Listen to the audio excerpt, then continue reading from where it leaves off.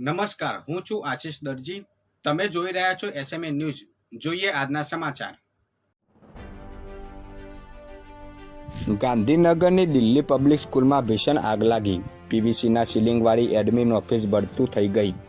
ગાંધીનગરના કોબા અડાલજ રોડ પર આવેલી દિલ્હી પબ્લિક સ્કૂલ ખાતે એસીમાં શોર્ટ સર્કિટના કારણે આગ લાગતા ગણતરીની મિનિટોમાં જ પીવીસી સીલિંગના સ્ટ્રક્ચરવાળી એડમિન ઓફિસમાં વિકરાળ આગ ભભૂકી ઉઠી હતી. જોતજોતામાં ઓફિસનું ટેબલ ખુરશી સહિતનું ફર્નિચર તેમજ કોમ્પ્યુટરો ઉપરાંતનો સરસામાન બળીને ખાખ થઈ ગયો હતો.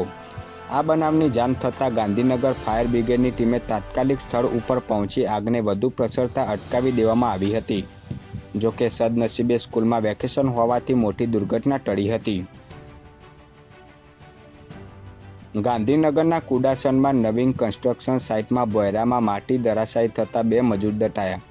એકનું ટૂંકી સારવાર દરમિયાન મોત.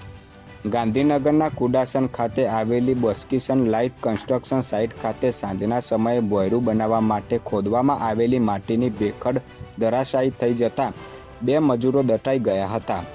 આ બનાવના પગલે બંને ઇજાગ્રસ્ત મજૂરોને ગાંધીનગર સિવિલ સારવાર અર્થે ખસેડવામાં આવ્યા હતા, જ્યાં એક મજૂરનું ટૂંકી સારવાર દરમિયાન મોત નિપજતા ઇન્ફોસિટી પોલીસ કાયદેસરની કાર્યવાહી હાથ ધરી હતી.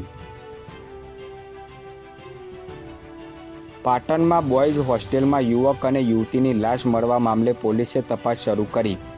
પાટણ શહેરમાં આવેલી જેડી બોયઝ હોસ્ટેલમાં એક રૂમમાંથી યુવક અને યુવતીની શંકાસ્પદ હાલતમાં લાશ મળી આવતા ચકચાર મચી જવા પામી હતી.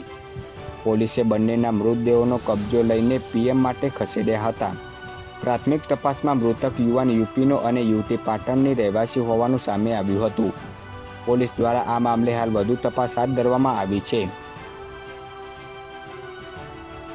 ગુજરાતમાં વંટોળની આગાહી. 3 દિવસ કચ્છ, પાટણ, બનાસકાંઠા, સુરેન્દ્રનગરમાં 25થી 30 કિલોમીટરની ઝડપે પવન ફૂંકાશે. હવામાન વિભાગે 7 દિવસને લઈને આગાહી કરી છે.